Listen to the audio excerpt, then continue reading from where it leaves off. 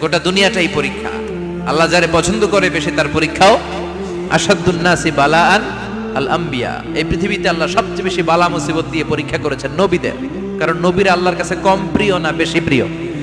যেহেতু প্রিয় বেশি, পরীক্ষাও। এজন্য মুমিনের উপর যদি পরীক্ষা আসে, মুমিনের উপর যদি অত্যাচার আসে, মুমিনের উপর যদি ধৈর্যের পরীক্ষা আসে, জেল জরিমানা আসে, মুমিন ওইটারে ভয় পায় না। মুমিন ভয় পায় একজনকে, চিল্লায় বলেন তিনি কে?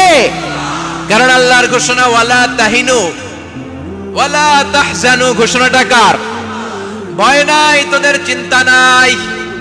আনতুমুল আ'লাউনা ইন কুনতুম মুমিনিন, তোমরাই বিজয়ী হবা যদি মুমিন হও, যদি মুমিন হও। এজন্য ধৈর্যের পরীক্ষা দিতে হবে, আল্লাহর উপর তাওয়াক্কুল করতে হবে, অত্যাচার আর জুলুম আল্লাহর নামে সহ্য করে যেতে হবে। চিল্লায় বলেন ঠিক কি না?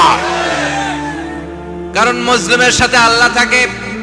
মুসলিমের বদদুয়াকে বিশ্বনবী ভয় করতে বলেছেন, কারণ মুসলিমের বদদুয়ার মাঝে আর আল্লাহর মাঝে পর্দা থাকে। যারা দুনিয়ার বুকে জুলুম করে তাদেরকে ক্ষমতার মসনদ থেকে নামিয়ে দেয় কে?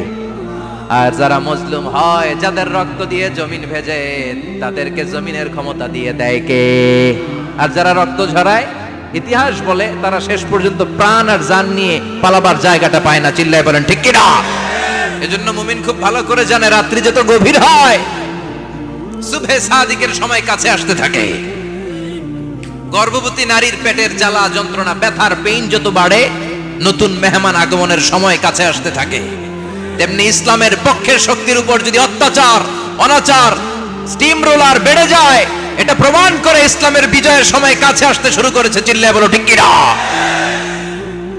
এজন্য রাব্বুল আলামিন ডেকে বলেন, গোলাম লিয়াবলুয়াকুম আইয়ুকুম আহসানু আমালা, কে ভালো আমল করো, কে খারাপ আমল করো, এজন্য আমি জীবন মরণ তৈরি করেছি। চিল্লায় কোন ঠিক কি না?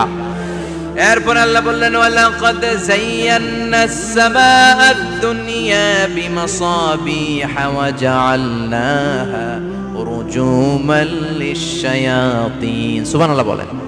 ওয়ালাকাদ যায়্যানাস সামাআদ দুনিয়া। মাইকম্যান কোথায়? সাউন্ডটা বাড়াও। এত দুর্বল কেন তোমার সাউন্ড? মনে হচ্ছে আমি মাইক ছাড়া কথা বলছি। সাউন্ডটাকে স্ট্রং করো। ওয়ালাকাদ যায়্যানাস সামাআদ দুনিয়া, I have beautified the closer sky with candles, with light and stars. আল্লাহ বললেন, আমি দুনিয়ার আকাশকে তারা দিয়ে সুশোভিত করেছি। আকাশে তারা আছে না নাই? এগুলো এমনি এমনি হয়েছে না? তৈরি করছে কে? বিশ্বাস হয়? কোনো সন্দেহ আছে? এখন তো লাইটিং ফাইটিং এর যুগে তারার যে কি সৌন্দর্য আমরা বুঝি না। আমরা যখন ছোটবেলা গ্রামে যেতাম, রাতের বেলা তারার মেলা, কি সুন্দর, একটার চেয়ে একটা সুন্দর। শুকতারা, ধ্রুব তারা, সপ্তর্ষি মণ্ডল, 7টা তারার একটা চেইন আছে, চিনেন এগুলো? কি সুন্দর তারা! এগুলো তৈরি করে রেখেছে কে? প্রথম আকাশের মহাশূন্যকে আল্লাহ এই তারকা দিয়ে বিউটিফাই করেছেন। ইটস এ ক্যান্ডেল, আল্লাহ সাজিয়ে রেখেছেন। আমরা খালি চোখে যেটা দেখি, এটা কিন্তু আকাশ না, এটা প্রথম আকাশ নয়। প্রথম আকাশ যে কত দূরে আমেরিকার নাসার বিজ্ঞানীরাও জানে না। খালি চোখে আমরা যা দেখি, এটা প্রথম আকাশের মহাশূন্য। এর অনেক অনেক অনেক উপরে প্রথম আকাশ।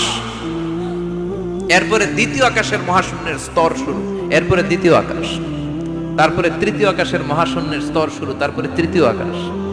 একটার চেয়ে আরেকটা বড়। প্রথম আকাশের চেয়ে দ্বিতীয় আকাশ কত বড় বলি? আপনার হাতের আংটিটা যদি সাহারা মরুভূমিতে আপনি ছুঁড়ে ফেলে দেন, পুরো মরুভূমির তুলনায় আংটি যত ছোট, আল্লাহর দ্বিতীয় আসমানের তুলনায় আল্লাহর প্রথম আসমানটা ঠিক তত ছোট। একটার চেয়ে একটা বড়, একটার চেয়ে একটা বড়। সূর্য দেখে আমরা অবাক হয়ে যাই। 9,30,00,000 মাইল দূরে, এই পৃথিবীর চেয়ে 13 লক্ষ গুণ বড়। এটার সানশাইন, আলো আসতে পৃথিবীতে 8 মিনিট 18 সেকেন্ড লেগে যায়। আমরা মনে করছি সূর্যই বড়। আমরা বসে আছি মাইথার দিয়াতে, তাই না? এই জায়গাটার নাম কি? মাইথার দিয়া কি খালি এতটুকু প্যান্ডেলের সমান? কত বড় মাইথার দিয়া! এই পুরো মাইথার দিয়া কোন